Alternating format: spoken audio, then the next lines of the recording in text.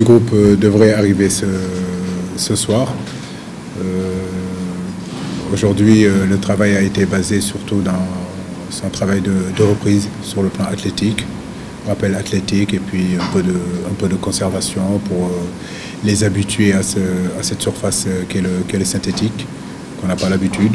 Et grâce à Jambar, ça peut nous permettre pendant 2-3 jours de s'adapter et de pouvoir bien préparer le match. Écoutez, par rapport à ses performances, par rapport à ce qu'il est en train de faire depuis son retour de blessure, il a eu à avoir un petit peu de temps de jeu, même s'il n'est pas encore titulaire en club. Il a commencé des matchs en Carling Cup où il a marqué, il a joué pratiquement plus de 2 matchs.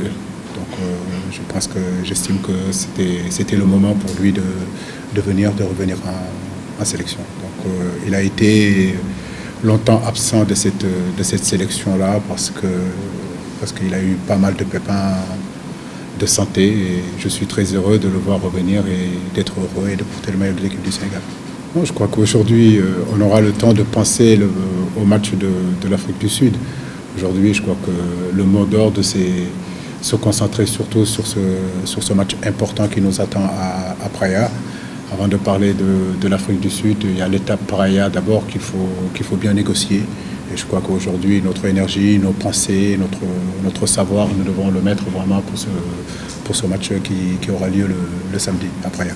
Moi, je ne vais pas vous dire la stratégie que je vais mettre en place, mais une chose est sûre, c'est que ce match-là est un match important. Il va falloir y aller avec beaucoup de détermination. On s'attend à un match difficile parce que notre adversaire aujourd'hui, comme j'ai eu à le dire au point de presse, est dans une bonne dynamique. Donc ils ont gagné 2 matchs de suite. Ils ont toutes leurs chances, comme nous, comme le Burkina Faso, comme l'Afrique du Sud, de pouvoir aller en Russie. Donc je pense que de toutes les poules qu'il y a aujourd'hui dans ces éliminatoires-là, je crois que notre poule est indécis. Et il va falloir continuer en tout cas à cravacher, à se battre jusqu'à la fin. L'état d'esprit a toujours été là dans ce groupe-là. Maintenant, effectivement, comme vous le dites, nous allons vers des matchs décisifs. L'aspect mental sera primordial. L'aspect psychologique sera super important.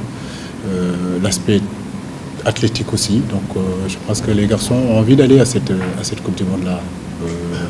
Je vois surtout des joueurs prêts, en tout cas, à aller au combat, à réaliser en tout cas cet exploit-là qui est d'aller une 2e fois à la Coupe du Monde.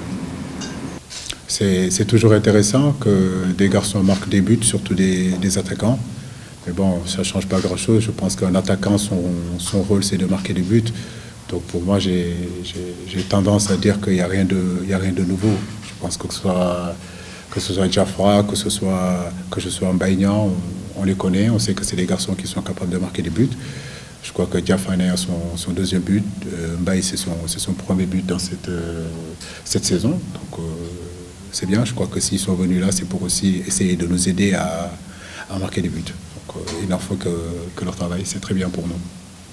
Non, on a eu à jouer sur des synthétiques aussi. C'est vrai que ça a été une fois au Burundi. Je peux dire que ça s'est plutôt bien passé.